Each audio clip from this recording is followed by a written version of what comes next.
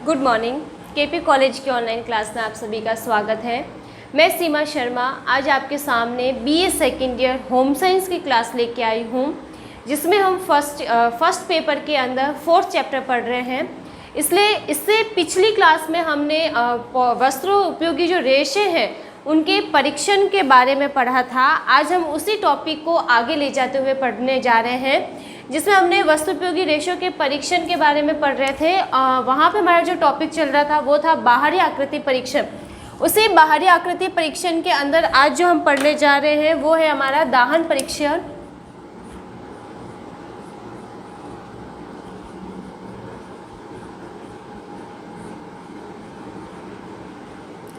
इसका जो 6th topic रहेगा हमारा वो है दाहन परीक्षण।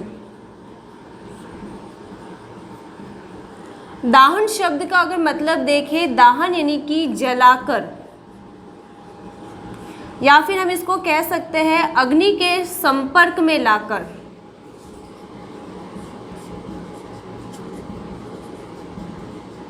यानी कि हम जब किसी भी रेशे की पहचान करने जा रहे हैं तो सबसे पहले हमें ये देख लेना जरूरी है कि वो अग्नि परीक्षण करते समय किस तरीके से उस पर परीक्षण किया जा रहा है, किस तरीके से वो प्रभाव दिखाई दे रहा है। तो उसके बारे में आज हम पढ़ेंगे। दाहन का मतलब ये हो जाता है यहाँ पर कि जो भी वस्त्रोपयोगी रेशा है उस रेशे को लेकर जलाकर देखा जाता है, लेकिन अगर इसको देखा जाए तो पूर्ण रूप से ये विश्वसनीय नहीं है, क्योंकि इस विधि में क्या होता है कि सिर्फ जलाकर देखा जाता है, लेकिन कुछ रेशों को बनावटी रूप पर उन रेशों के समान रंग, रूप, आकार या गुण प्रदान कर दिए जाते हैं, या फिर भौतिक गुण जैसे किसी और रेशे के समान दिए जाते हैं, तो उसको जलाने पर भी उन गुणों के बारे में या उसकी पहचान अलग प्रकार से नहीं की जा सकती है। अगर हम देखें तो जैसे हम परीक्षण करते हैं दाहन परीक्षण, तो उसमें वस्त्रों को जलाया जाता है। जलाने पर कैसी आवाज़ आ रही है, कैसी गंध उत्पन्न हो रही है, कैसी राख बन रही है, किस प्रकार की लौ उत्पन्न हो रही है, इन सभी बिंदुओं के आधार पर हम पता लगा सकते हैं कि कौन से रेशे से निर्मित ये वस्त्र है। अब अगर इसमें हम सबसे पहला वस्त्र देखें, हमारे पास जो रहेगा वो है कपास। कपास वैसे सभी जानते हैं सूती वस्त्र है। तो कपास का जब रेशा हम जलाते हैं तो इसमें निर्मित जो वस्त्र है, कपास की सबसे बड़ी क्वालिटी ये होती है कि वो किसी भी आग के संपर्क में अगर आता है तो बहुत ही जल्दी उस आग को पकड़ लेता है और जल्दी से जलना शुरू हो जाता है। यानी कि जैसे ही हम आग के समीप इसका कपड़ा ले जाते हैं, वो आग के समीप जाते ही सिकुड़ना शुरू हो जाता है, आग पकड़ लेता है, और उस आग से भी अगर उस वस्त्र को हम दूर कर दें तो भी वो आग लगी रहती है और वस्त्र जलकर पूरा खत्म हो जाता है या पूरी तरीके से जल जाता है। अब जब जलता है तो उसमें एक राख बनती है। राख जब बनती है तो राख फुरफुरी रहती है, हल्की धूसर रहती है, या फिर हम यूँ कह सकते हैं कि इसके जलने के समान जो रेशे हैं वो चिकने दिखाई देते हैं, और राख जो है वो धूसर रंग की बनती है, यानी कि थोड़ी सी हल्के काले रंग की दिखाई देती है। आग से दूर अगर हम इसके वस्त्र को ले जाए तो फिर भी वो जलता ही रहता है, और इससे अगर देखी जाए तो पीले रंग की एक लौ उत्पन्न होती है, जो कि धीरे धीरे आग जैसे जैसे बढ़ती जाती है वो लौ पीले रंग से लाल रंग में परिवर्तित हो जाती है। तो ये तो हमने पढ़ा कि कपास का रेशा जैसे ही है जल्दी आग को पकड़ लेता है। दूसरा रेशा हमारे पास आ जाता है लिनन का। लिनन का रेशा कपास की अपेक्षा मजबूत रहता है, बहुत ही ज़्यादा भारी भी रहता है। तो ये कपास की तुलना में अगर देखा जाए तो लिनन का रेशा उतनी तेज़ी से आग नहीं पकड़ता है जितना कि कपास के रेशे से निर्मित वस्त्र पकड़ता है। अब अगर हम इसको कपास के रेशे के समान ही वस्त्रों को, लिनन के वस्त्र को आग के समीप ले जाते हैं तो बहुत जल्दी आग नहीं पकड़ता है, धीरे धीरे आग पकड़ता है, और वो आग जो है धीरे धीरे बढ़ना शुरू होती है। इसके राख का रंग अगर हम देखते हैं तो भूरापन लिए हुए रहता है, और इसके जब जलता है तो जलने पर इसकी जो गंध है वो कागज़ के जलने के समान इसकी गंध उत्पन्न होती है। जैसे हम कागज़ जलाते हैं, जब कागज़ जलता है तो उससे किस प्रकार की स्मेल आती है, उसी प्रकार की स्मेल जो है वो लिनन के जो रेशे हैं उसके जलने पर आती है। इसकी जो स्मेल रहेगी, गंध रहेगी, वो कपास की तुलना में अगर देखी जाए तो ज़्यादा रहेगी हमेशा, क्योंकि कपास बहुत तेज़ी से जल जाता है, इतनी जल्दी गंध उत्पन्न नहीं करता है जितने कि लिनन का रेशा जो है वो गंध उत्पन्न करता है। फिर आ जाता है हमारे पास में तीसरा रेशा जो है वो है ऊन। उन सभी ने देखा होगा कि ऊन का जो रेशा है वो थोड़ा फुज्जीदार रहता है। अब ऊन के रेशे को जैसे ही अग्नि के समीप ले जाया जाता है या आग के समीप ले जाते हैं तो इसके जो रेशे हैं कुछ दूरी पर जाके घूम जाते हैं और घूमने के पश्चात धीरे धीरे जलना शुरू हो जाते हैं। और जैसे इसमें आग पकड़ लेता है और ये बहुत धीरे धीरे जलना शुरू कर देता है और अगर इसकी वहाँ से हटा दिया जाए आग के संपर्क से ऊन के रेशे को, तो आग के संपर्क से हटाने पर ये बुझ जाता है, यानी कि ये लंबे समय तक जलता नहीं है या आग को बनाए नहीं रख सकता है। जैसे इसको आग से दूर किया तो इसका रेशा जो है वो जलना बंद हो जाता है। लेकिन इसमें बहुत ही तेज़ जो है गंध निकलती है, जैसे कि पंख जलने के समान इसके अंदर से गंध आती है। अब ये जो गंध है वो सल्फर की उपस्थिति के कारण इसमें से आती है, क्योंकि सल्फर जो इसमें पाया जाता है जो जैसे ही जलता है तो उसकी जो गंध है पंख के समान हमको लगती है, यानी कि इसकी जो तीव्र गंध को ये लिए हुए रहता है। अब इसकी लौ का अगर रंग देखा जाए, लौ का जो रंग है वो नारंगी रंग का रहता है, यानी कि तेज पीले रंग को लिए हुए रहता है ये। इसकी जो राख है वो काली रहती है, ऊन की जो राख रहेगी काली रंग की रहेगी इसकी राख, फुरफुरी रहेगी, यानी कि हवा के संपर्क में आते ही वो जल्दी से उड़ जाती है। दूसरा, ये फूली हुई रहती है, यानी कि उसको बाउंसी भी कह सकते हैं या फ्लफी भी कह सकते हैं। जैसे ही हम इसको दबाते हैं तो ये पिचक जाती है और पूरी तरीके से सिमट जाती है। तो ये हो गई कि ऊन को जलाने पे किस प्रकार की ये प्रक्रिया करता है। अगर देखा जाए तो ऊन की जो गंध रहती है जलने पर वो पंख के समान या फिर हम बाल के समान भी इसको कह सकते हैं, यानी कि जैसे बाल जलते हैं तो उसकी भी इसी तरह की गंध रहती है। अगला जो रेशा यहाँ पे हमारे पास आता है वो है रेशम। रेशम का रेशा जो है वो अगर देखा जाए तो ये भी जो है ऊन के समान ही इसमें भी ना धीरे धीरे जलता है। रेशम के रेशे को जैसे ही आग के संपर्क में हम लाते हैं तो इसका जो रेशा है वो कुछ पीछे की ओर, जैसे कि अगर देखा जाए तो जैसे ऊन का रेशा जो है पीछे की ओर मुड़ जाता है, वैसे इसमें पीछे की ओर मुड़ने का जो गुण है वो नहीं पाया जाता है। ये जल्दी से जलना शुरू हो जाता है। इसमें पीले रंग की जो देखी जाएगी लौ उत्पन्न हो जाती है, इसकी जो लौ रहेगी वो पीले रंग की रहेगी। अगर इसको आग के संपर्क से हटा दिया जाए तो ये अपने आप जो है वो स्वतः ही बुझ जाता है, यानी कि जब तक ये आग के संपर्क में रहेगा तब तक तो जलेगा, लेकिन इसको हटा देने पर ये स्वतः ही अगर देखा जाएगा तो आग के संपर्क से हटने पर बुझ जाता है, यानी कि आग को बनाए नहीं रखता है। इसमें भी जलने पर तीव्र गंध आती है। इसकी जो गंध रहेगी वो भी सल्फर की उपस्थिति के कारण बाल या पंख के समान ही रहती है, क्योंकि जो रेशम है और ऊन जो है ये दोनों जानतव रेशे हैं। ये जब जलते हैं तो एक ही समान इनमें जो गंध है वो पाई जाती है, यानी कि बाल या पंख के समान इनमें जलने की जो गंध है वो उत्पन्न होती है।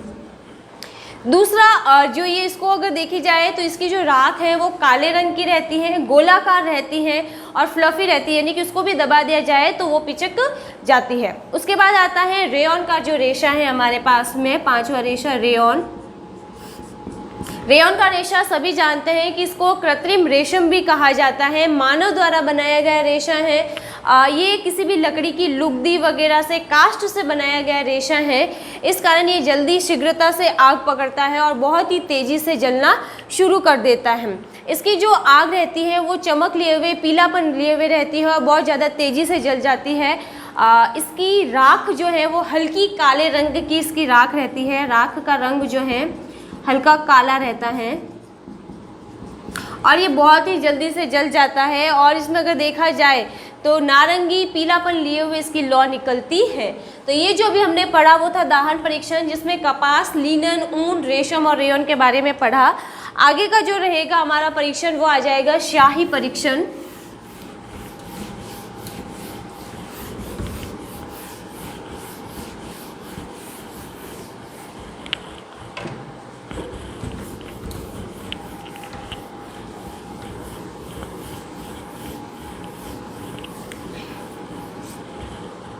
अगला जो है परीक्षण है वो है स्याही।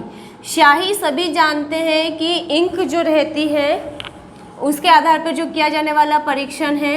अब अगर इसमें देखें तो सबसे पहला जो हम वस्त्र लेंगे वो होगा कपास। कपास सभी जानते हैं कि इसमें कोई भी चीज़ जब इसके संपर्क में आती है तो वो तेज़ी से फैलना शुरू हो जाती है। अब मान लीजिए ये वस्त्र है, इसके बीचों बीच अगर स्याही की बूंद डाली जाएगी तो इसके बीच में जो स्याही का रंग रहेगा वो गहरा रहेगा और इसके किनारों पर धीरे धीरे रंग जो है वो फैलता ही चला जाता है। जैसे जैसे फैलता है वैसे वैसे स्याही का रंग जो है दूरी पर हल्का होने लगता है और इसके जो बाकी का जो स्याही का फैला हुआ जो धब्बा दिखेगा वो टेढ़ा मेढ़ा दिखेगा, एक समान नहीं दिखाई देगा और दूर जाते हुए बिल्कुल टेढ़ी मेढ़ी जो रेखाओं के रूप में उसको देखा जा सकता है।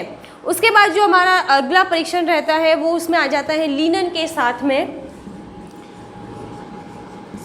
लिनन के रेशे में भी अगर परीक्षण किया जाए तो इसका जो बीच वाला हिस्सा रहता है उसमें और जो इसके दूर तक का जो हिस्सा है उसमें एक समान जो स्याही का दाग दिखाई देगा। यानी कि ऐसा नहीं है कि ये जब जैसे जैसे फैलेगा वैसे वैसे हल्का रंग होता जाएगा किनारों पर, उसमें इस समान की कोई नहीं पाया जाता है गुण। इसमें जैसे ही धब्बा फैलता जाएगा वो सभी जगह से एक ही रंग का दिखाई देगा, लेकिन जो इसके किनारे रहेंगे वो वहाँ पर जो धब्बा रहेगा वो टेढ़ा मेढ़ा बनता चला जाता है। तो ये जो हमने पढ़ा लिनन और कपास के अंदर कि किस तरीके से स्याही का जो दाग है इस पे लगाया जाता है तो वो फैलता है। अगला जो हमारे पास में है, अगला जो परीक्षण है वो आ जाता है तेल परीक्षण।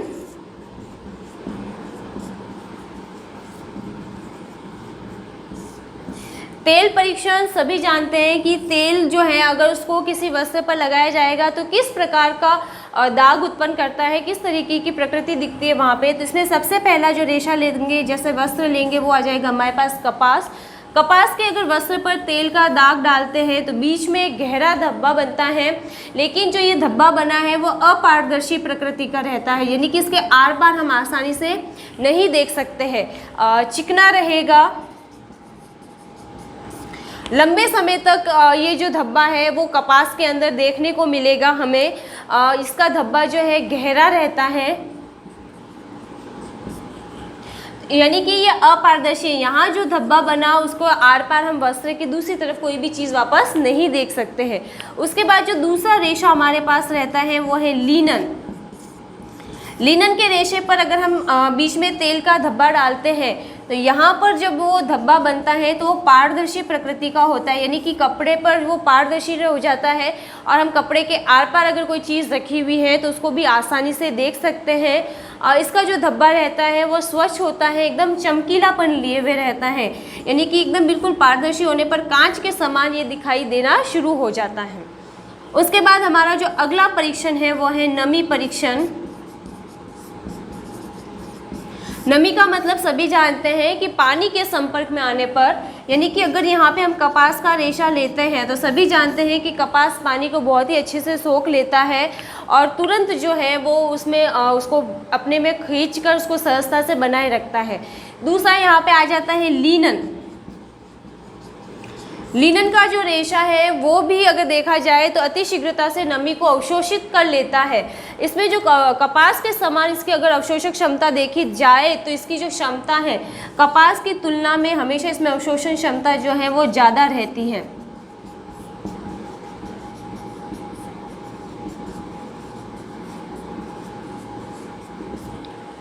यानी कि कपास की तुलना में भी बहुत ही अच्छी तरीके से नमी को सोखने वाला जो रेशा रहता है वो हो जाता है लिनन। अगला जो हमारा परीक्षण है वो हो जाएगा यहाँ पर वस्त्र विदीर्ण परीक्षण।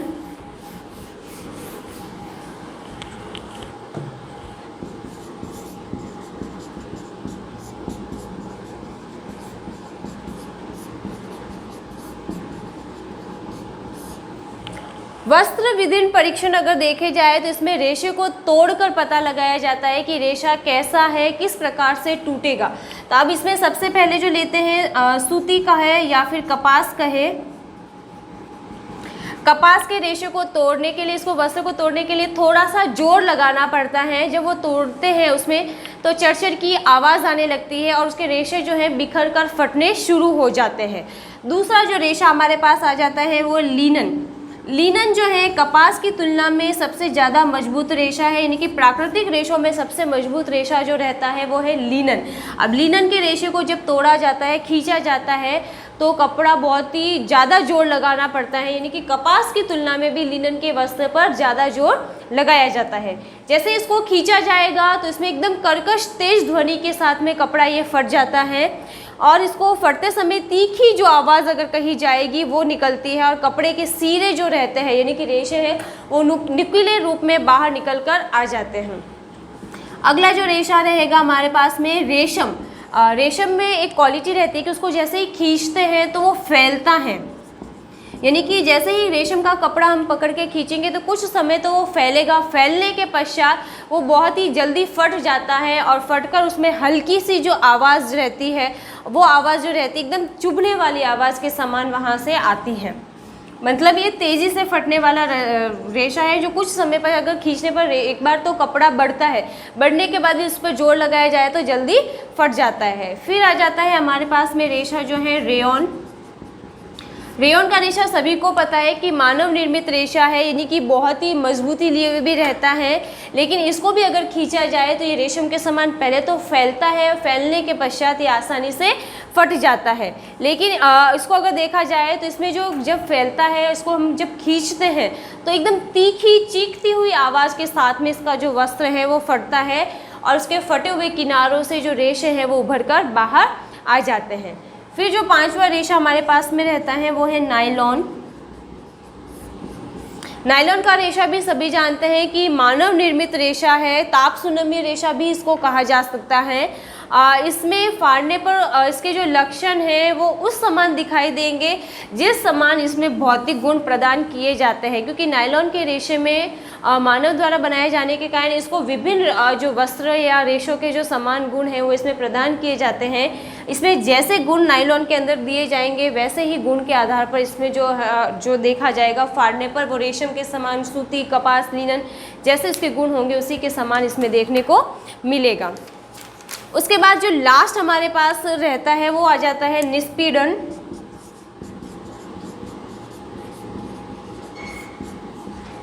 निस्पीडन परीक्षण का मतलब होता है कि गीली अंगुलियों को करके उसके बीच में धागे को दबाकर देखा जाता है कि वो किस प्रकार की प्रतिक्रिया करता है, और उसी के आधार पर उस रेशे की पहचान की जाती है। लेकिन ये इतना विश्वसनीय नहीं है क्योंकि सभी रेशों का अपना अलग अलग गुण रहता है, तो वो सभी अलग अलग तरीके से दिखाई देते हैं। जिसमें अगर देखा जाए कपास का रेशा है, अगर उसको गीली अंगुलियों के बीच में कुछ समय के लिए दबाते हैं तो वो घड़ी के विपरीत दिशा की और उसके रेशे घूम जाते हैं। उसी समान अगर लिनन के रेशे को गीली अंगुलियों के बीच में दबा के रखते हैं तो वो घड़ी की दिशा की स्थिति में अपने रेशे को घुमा देता है, यानी कि ये सभी रेशों पर अलग अलग प्रक्रियाओं के रूप में दिखाई देता है। तो आज हमने जो पढ़े वो सभी थे बाहरी आकृति परीक्षण, यानी कि वस्त्र उपयोगी रेशों के जो बाहरी आकृति परीक्षण हैं उनके बारे में पढ़ा, भौतिक परीक्षणों के अंदर पढ़ा। आगे अगर आप चाहते हैं कि जैसे कि कोई भी कन्फ्यूज़न है, एक बार आप इसको पढ़ेंगे तो बहुत अच्छे जल्दी से समझ में आ जाएगा, और इतना मुश्किल भी नहीं है क्योंकि इसको अगर ध्यानपूर्वक पढ़ा जाए तो जल्दी से याद किया जा सकता है। ठीक है, अगली क्लास में हम जो पढ़ेंगे वो आ जाएगा सूक्ष्मदर्शी परीक्षण के बारे में। तो अगली क्लास का आप इंतज़ार करिए। बाय।